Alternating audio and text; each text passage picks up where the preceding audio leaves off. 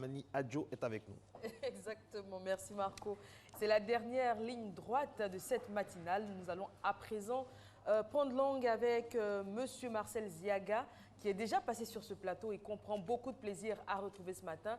Vous le savez, avec lui, c'est l'économie et il sera question de gestion de son budget. Je sais que ce sujet intéresse pas mal de personnes parce que ce n'est pas toujours évident de gérer ses finances et donc gérer l'argent qu'on a à disposition. Monsieur Ziaga, bonjour. Bonjour Eva. Bonjour. Bonjour Marco. Jingle.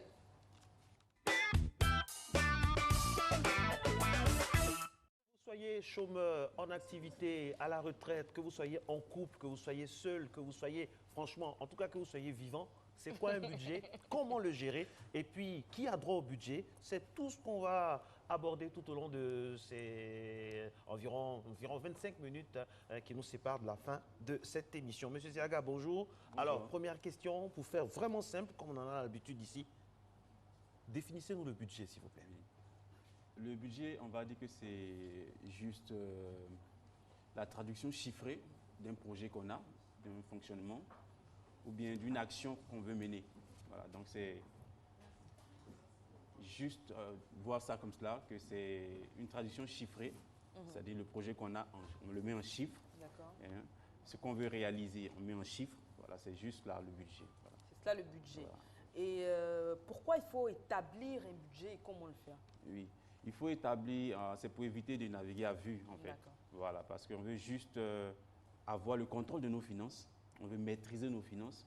Alors, intelligemment, on établit un planning qu'on appelle un budget. Voilà. Il faut rappeler que le budget, en fait, il est prévisionnel. Voilà, on ne dit pas, ah, voilà, j'ai pris 500 000 francs à la banque, madame, viens, chérie, viens. On commence à faire les répartitions. Forcément, il y aura des bruits là, parce qu'il faut préparer ça avant. Donc, ça, c'est prévoir. Voilà. Toujours prévisionnel. Voilà. Donc, c'est le lieu d'établir, de faire le point de tout ce dont on aura besoin. Voilà. Il faut faire sur la différence entre les besoins déjà et les désirs. C'est important. Les besoins, ça va recouvrir ce qu'on appelle l'abri, c'est-à-dire le logement et tout ça, et les vêtements, ainsi que La nourriture? la nourriture, troisième point. Et maintenant, les désirs, ça c'est autre chose. On voudra peut-être acheter un pantalon de tel prix ou bien aller faire un dîner pendant le mois à tel hôtel ou tel restaurant. Tout ça, c'est des désirs. Mais il faut d'abord cibler, évaluer déjà tous ces moyens-là. Voilà. Et passer maintenant à une deuxième étape qui est justement définir les charges, sinon les dépenses qui vont impliquer la mise en œuvre de tout ce que je viens de citer. D'accord. Voilà. Et ensuite, on va les lister, on va bien les cadrer. Mais il revient à la question de savoir combien je mets dans voilà, la répartition exacte. Voilà, parce qu'il y a plusieurs écoles, il y a plusieurs experts, chacun vient avec sa méthode. La méthode 50-50, la méthode 20, comme ça. Mais ce que je propose ici, c'est plutôt, il faut faire comprendre à celui qui va au budget que il y a trois niveaux. On a déjà parlé de l'endettement ici. Quelqu'un qui même du surendettement. Voilà, quelqu'un qui est surendetté, quelqu'un qui est endetté et quelqu'un qui doit sortir de ce lot-là, de ce gouffre-là. Voilà, donc il faut prendre en question toutes ces choses-là. Savoir ton état, ta situation financière exacte. C'est-à-dire quand tu fais tes dettes, quand tu fais tes actifs et tout, pour voir exactement combien tu vaux réellement. Ça, c'est très important de savoir parce qu'il ne faut pas appliquer la méthodologie ou bien les principes d'un expert qui a dit qu'il faut épargner 10%, il faut faire 20% ici, 80%. Non, non, non. Ton état situationnel et après ça, voir quelle méthode exactement correspond à ta situation. Ça, c'est très important. Il ne faut pas aller à n'importe quelle école au niveau de la classification. Généralement, ce que vous dites, moi, ça change de ce qu'on entend souvent parce qu'on a l'impression que le budget, c'est quand on a l'argent là, ikek nun, comme on dit en philosophie, là, maintenant, et qu'on commence à établir le budget. Non, le budget, c'est la prévision, c'est prévoir. C'est-à-dire, et là, moi, j'aimerais qu'on s'arrête un peu là-dessus. Hein. Comment ça se passe? On appelle madame quand on est en couple ou bien quand on est seul, on dresse une liste, un papier, voilà mes prévisions, voilà ce que je vais avoir comme salaire, comme on dit en Côte d'Ivoire, gombo, c'est-à-dire des entrées inattendues. Si. Comment ça se passe concrètement? Voilà. Comment on établit son budget? Voilà. Concrètement, sur ce plateau, je vais dire qu'on a l'avantage de parler encore d'éducation financière, d'intelligence financière. L'argent, ne pas aborder l'argent avec vos pulsions, vos émotions. Réfléchis, voilà. Il s'agit de compter quelque chose. J'ai besoin de 200 francs pour acheter quelque chose. Il me faut 100 francs, 100 francs. Ça fait 100 francs plus 100 francs, ça fait 200. On calcule. On a la tête là. On n'est pas dans la boisson ou la drogue ou quoi. On est lucide. On on est assez lucide. C'est comme ça qu'il faut aborder l'argent. D'accord. Dès qu'on aborde avec nos émotions, c'est fini. Donc, on s'assoit avant et voilà, le mois prochain, voilà, soit je suis seul ou avec madame. Donc, si je m'adresse aux mariés, aux non-mariés, aux élèves et tout, aux étudiants, voilà. Je sais que le mois prochain, je peux avoir une entrée par rapport à un petit revenu que j'ai ici, peut-être un salaire de 50 000. Je mets 50 000, ça fait partie des revenus. Je peux encore créer quelque chose comme un gombo encore quelque part, ça me fait 25 000. Je liste tout ça. Gombo, il faut expliquer. Il faut expliquer, bon, parce que justement... Pour ceux qui nous regardent de l'extérieur, Gombo, Eva peut mieux expliquer ça. Ce sont des petits, on dirait des petits deals qu'on fait. Bon, ça diffère selon les domaines. Chez les animateurs, quand on parle de Gombo, c'est animation, de cérémonies, de galas, etc., etc. Mais dans d'autres domaines, j'imagine que les gombos, c'est autre chose. Donc, ce sont des petits deals additifs qu'on fait en plus donc, de notre salaire. Donc, j'estime que j'aurai ça et ça. J'ai listé ça déjà. Et avec ça, j'aurai des dépenses aussi. Parce que ce n'est pas seulement les revenus. Il y aura des dépenses. Je pense que je vais m'acheter ça. Je pense que pour l'inscription que j'ai, il y a une partie à payer. Je pense que pour la dette que j'ai, tu vas lister aussi ces dépenses-là et tout. Et maintenant, cette fiche-là, tu la gardes très bien. Soit tu l'affiches, tu l'accroches dans ta chambre ou je ne sais pas, sur ton miroir. Mais tu tiens compte de cette fiche-là. Il faut l'avoir sous les yeux. Oui, parce qu'en fait, elle donne une direction à tes finances. C'est la feuille de route. Voilà. Elle donne une direction à ton argent. Voilà. Parce que, comme j'ai dit, il ne faut pas naviguer avec. Donc maintenant, il faut tout mettre dessus. Il ne faut pas cacher certaines dettes. Il faut tout mettre. Même quand ça fait mal, ça fait peur, il faut tout mettre dessus. Il faut tout mettre. Voilà. Mais quand on est en couple également, il y a des choses qu'on a peut-être envie de cacher. Voilà. Ah bon? J'imagine pour les hommes, notamment les frais des maîtresses, par exemple, on va pas les afficher sur je ne sais pas de quoi il s'agit. Voilà, on a voulu peut-être ce thème un peu plus global. Sinon, on voulait centrer sur la question du budget familial. Il faut rappeler, en couple aussi, quand vous êtes en couple, effectivement, c'est ce qu'on dit. Il ne s'agit pas, ça c'est peut-être un autre débat. On va parler des budgets familiales avec madame et tout. Mais il faut être sincère pour dire que c'est ce que toi tu apportes, ce que madame apporte qu'on associe. Il ne faut pas cacher son salaire à madame. Ça, c'est un débat. En fait. Voilà, mais il faut vraiment qu'on sache qui apporte quoi. Voilà, justement. Voilà. Donc, moi, je suis tout à fait d'accord. Voilà, oui, parce qu'il ne s'agit pas de dire budget familial, chaque séminaire, on est là-bas avec madame, puis on casse certaines choses. Qu'est-ce que tu apportes, qu'est-ce que j'apporte? De sorte qu'en fait, lorsqu'on est coincé dans ce budget-là, madame sait à la minute qu'elle ne peut pas te demander ceci, cela, parce qu'elle sait à combien tu es payé, je ne sais pas. Voilà, mais quand tu caches, tu ne sais pas. Mais tu vis comme tu veux. Moi, je sais que tu as beaucoup d'argent. Je me dis que tu as les moyens. Donc, si je ne me dirai pas que je suis matérialiste, non. Exactement. Parce que je sais à peu près ce que tu dépenses. Voilà, tu dépenses, donc je peux dire, ouais, mais achète-moi cette chaîne-là, tu n'as pas à crier. Parce qu'effectivement, tu ne veux pas déclarer. Donc, je m'appuie sur ce que je sais. Voilà, donc il faut être concret, assez concret et pragmatique. Vraiment, donc, on établit tout, on établit tout, on écrit, voilà. Et on a ça sous nos yeux. Et lorsque les revenus commencent à rentrer, alors, on a cette feuille de route là, oui. J'avais prévu de m'acheter ça. Effectivement, ça rentre en ligne de compte. J'avais prévu, oui, ça devait rentrer. Voilà, d'accord, c'est rentré. Alors, j'élimine au fur et à mesure. Voilà. Et on suit cette feuille de route là. Ce n'est pas établi pour rester. Quand cette feuille de route n'existe pas, voilà ce qui se passe généralement. Il n'y a pas de budget. On va à la banque, on prend notre argent. Je ne dis pas de ne pas être gentil avec tout le monde. Il faut le faire, c'est intéressant. Mais il faut planifier des choses. Tu vas sortir, la caissière a déjà donné ton salaire, tu as pris, elle a souri un peu, ah, c'est pour toi. D'accord, ça c'est bon. On sort, le vigile qui est au portail, celui-là, il est tellement. Il est vraiment, je le trouve un peu pâle. Tiens, la bandeau de banane qui est sur la route, je trouve que ce truc ne marche pas trop bien. Tiens, tu vas au bureau avec cet argent, l'afterwork aussi. Des trucs comme ça, parce qu'il n'y a rien qui soit planifié. Je ne dis pas. Même ce que tu es en train de donner au vigile, à la caissière, c'est des choses que tu peux planifier. Aujourd'hui, vraiment, la caissière, elle est très bonne, elle est appréciable, elle est rapide. Moi, je peux lui donner ce que... Tout, il faut prévoir ces choses-là. Je dis que des choses qu'on fait spontanément, c'est vrai, mais il ne faut pas prendre le salaire et déjà, sans prévision, commencer à dépenser. Forcément, tu seras coincé quelque part. Voilà, donc, tout est prévu intelligemment et voilà. Donc, établir son budget avec beaucoup de méthodes, qu'on soit chômeur, retraité, jeune, en quête d'emploi, tout ça, il faut à tout prix mettre ça sur papier. Comment dire ça? Avoir une méthodologie, ça c'est notre mot, ça. Avoir une méthodologie, une feuille de route. Et là, après, est-ce qu'on est...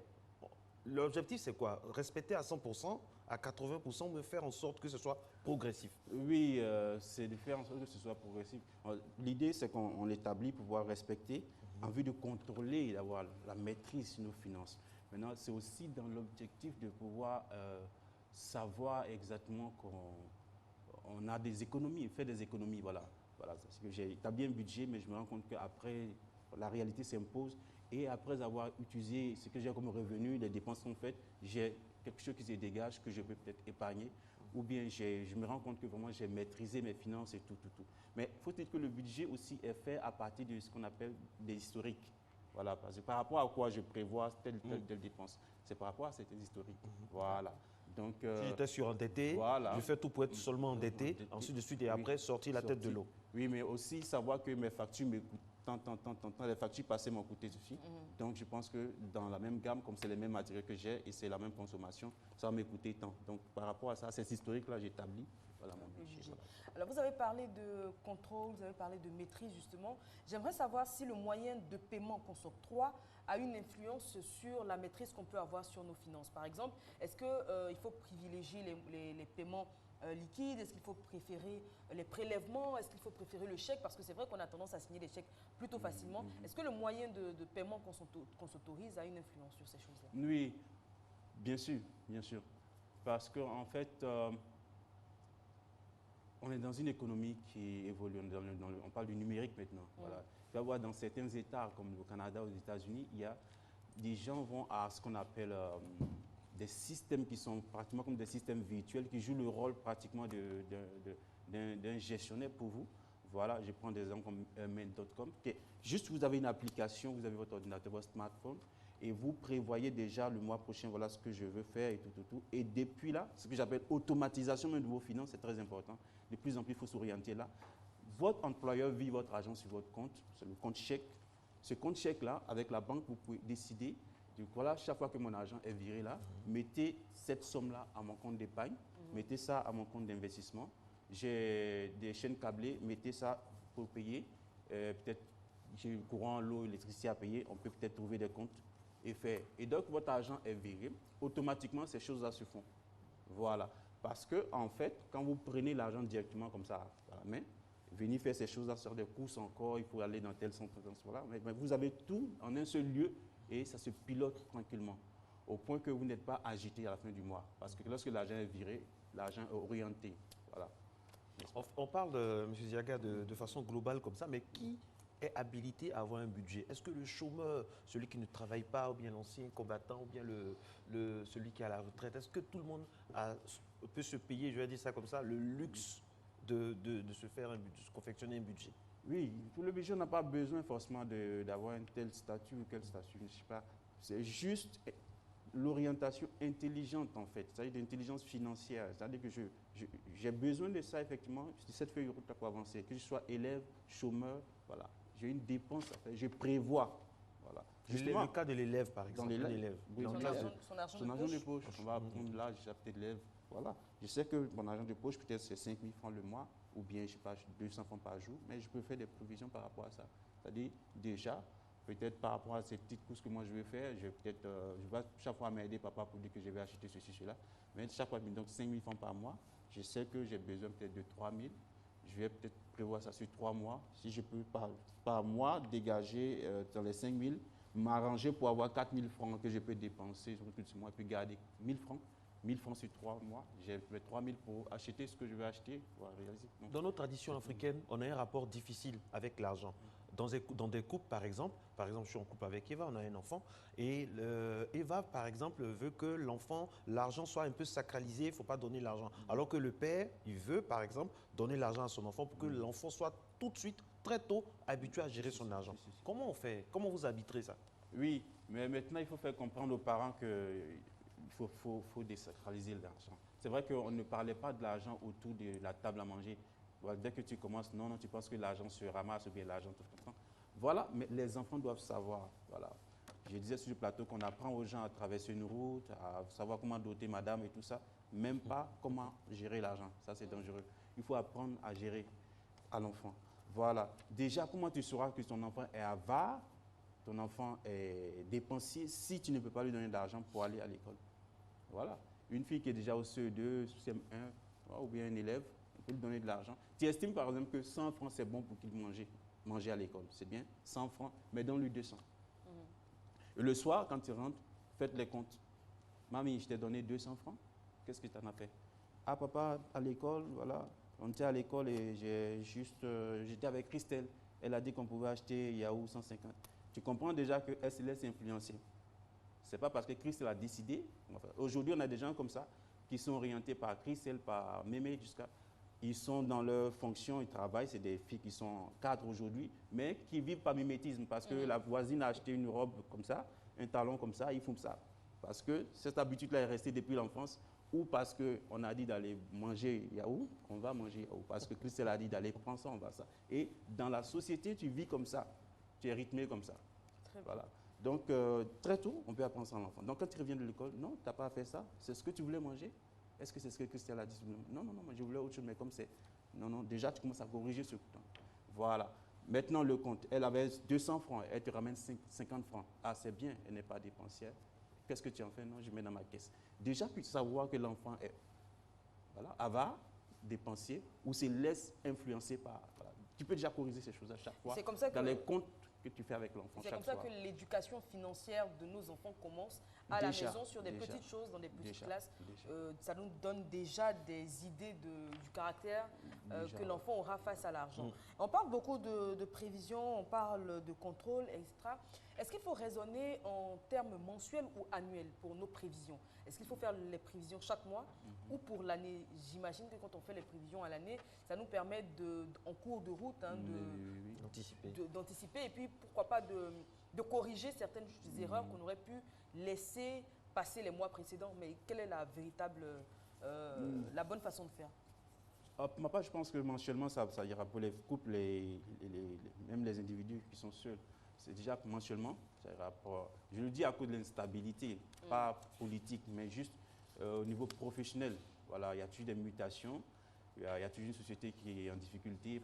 Donc, or, tu t'es peut-être calé sur le revenu que tu as par rapport à une société dans laquelle tu es, et bien qu'il y a des difficultés peut-être 7-6 mois après, alors que tu as fait une prévision. Voilà. Alors que quand c'est mensuel, tu as une forte maîtrise déjà. Voilà, c'est plus rapproché, voilà, et tu as une bonne vue. Mais il faut le faire, on peut le faire sur l'année, ça dépend. Si c'est une entreprise dans laquelle tu sais. C'est préférable de le faire sur l'année. Voilà, sur l'année. Alors dites-moi, Monsieur Ziaga, oui. Quelle est la différence? Ça, c'est une question d'un des fidèles de Matin Bonheur. Quelle est la différence entre vouloir à tout prix bien gérer son budget et être avare? Être avare, c'est juste qu'en fait, on a les moyens, mais on ne veut pas déjà dépenser. Voilà. Et ça, c'est dommage.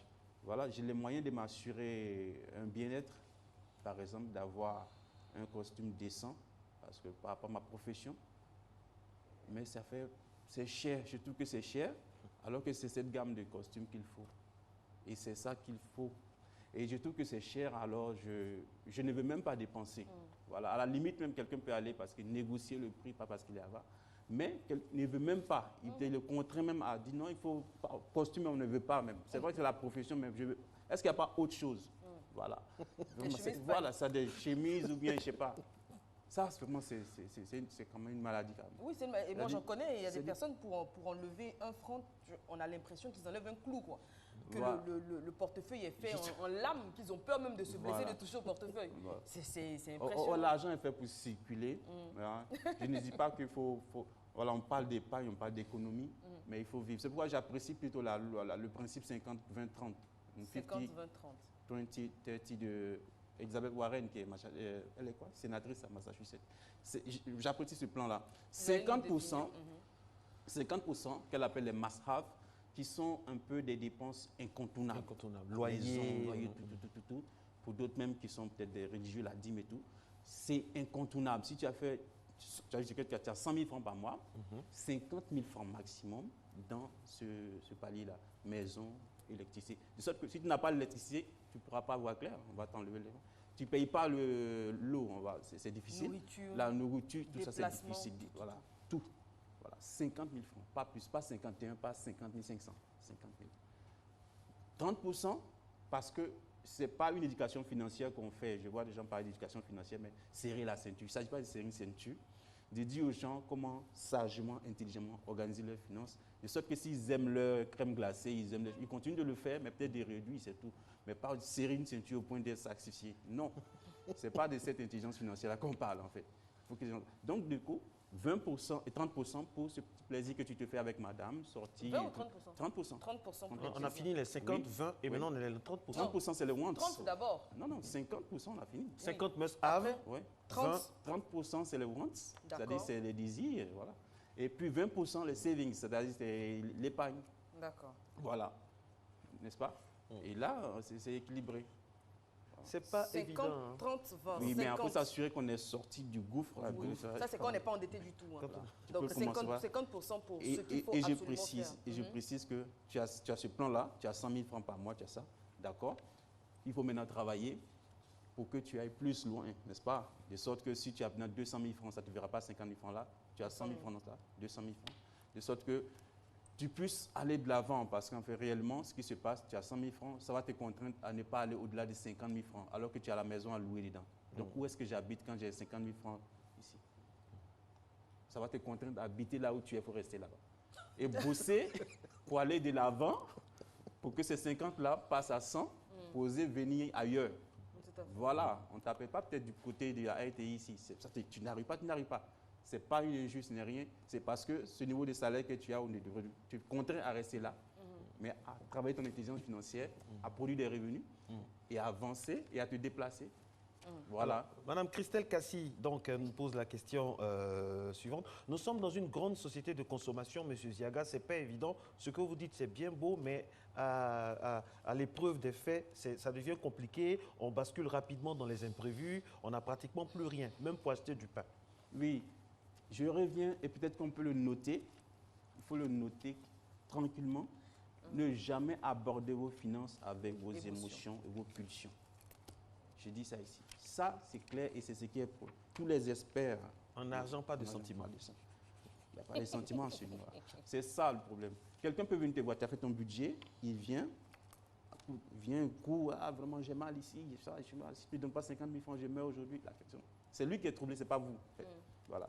Monsieur Ziaga, comment- C'est lui qui est troublé, ce n'est pas vous qui êtes troublé d'abord. Voilà. Il y a quand même un qui doit être stand, qui doit vraiment avoir le contrôle. De sorte que, voilà, comme quelqu'un qui se noie, il faut d'abord lui asséner un bon coup, le maîtriser, parce que vous risquez d'être noyé aussi là. Donc, vous le calmez, c'est quoi le problème? Voilà. Tu as déjà vu un médecin, il y a une ordonnance? Non. Et comment tu définis 50 000 francs quand tu sais qu'il faut... D'abord, il y a ces principes-là qu'il faut avoir. C'est Quand lui vous qui avez est ces troublé. principes-là, justement, on dit que vous êtes avare. Non, justement, je ne suis pas avare, c'est de comprendre sa situation pour mieux l'aider. Voilà, mais il ne vient pas me troubler, je suis troublé, toute la communauté se trouble en même temps. Non, il y a moins quelqu'un qui est lucide, qui n'est pas Qui dans est calme. l'émotion. Voilà, justement, lui, il vient à ses émotions. Moi, c'est les finances. Je dois contrôler mes émotions. Je comprends sa situation pour mieux l'aider. Voilà, c'est-à-dire, il ne dit pas non, je suis malade, mais t'entends que c'est 50 000 francs il faut, et sans même consultation médicale, et j'enlève 50 000 francs comme ça.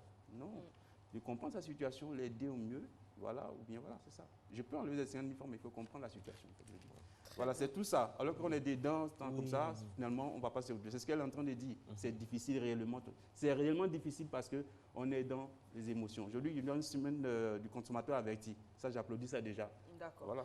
Alors, on est pratiquement au terme de notre entretien. Moi, j'aimerais que vous nous donniez des astuces, s'il y en a, pour bien économiser. Parce que c'est important d'épargner, de mettre de l'argent de côté. On a parlé de l'épargne, des différents types d'épargne, etc., etc. Est-ce qu'il y a des recettes? Parce que ce n'est pas toujours évident d'arriver à se priver de choses qui, on estime peut-être nécessaires, mais dans le fond, ne le sont pas vraiment. Je ne le fais pas dire. Voilà. Comment faire la part des choses, justement, et puis astuces pour pouvoir épargner, pour pouvoir économiser. Pour les femmes, les hommes. Pour tout le monde. Peut-être pour tout le monde, c'est vrai. Mais il faut comprendre qu'il y a 3 niveaux. Le premier niveau de consommateur, c'est ceux qui consomment, on va dire, au-dessus De leurs moyens. Voilà. C'est au-dessus. Voilà. Il a 100 000 francs par mois, mais il a des dépenses de jusqu'à 300, 400, 500 000. Voilà, ça c'est vraiment... Je ne dis pas que ça ne peut pas se faire, mais on peut se contrôler. Maintenant, le deuxième niveau, c'est ceux qui vivent carrément au-dessous, je vais dire en dessous, je sais pas, de leurs moyens, et puis ceux qui vivent dans les moyens. Voilà. Donc, toi, c'est de pouvoir voir, parce que tu as déjà vu qu'en vivant au-dessus, ça te crée des problèmes, de pouvoir revoir ce que j'ai dit tout à l'heure au niveau de l'intelligence financière, les émotions, de calculer tout, et de planifier. Parce que ceux qui sont dans ce truc, c'est des gens, en point que le problème financier, qui n'ont pas de plan financier clair, en fait, qui n'ont pas d'objectif clair. Il faut te dire maintenant que tu es quelqu'un qui aborde l'intelligence financière avec des objectifs, avec un plan, avec un map, je dis une feuille de route, voilà, et tu n'abordes pas l'argent comme ça automatiquement.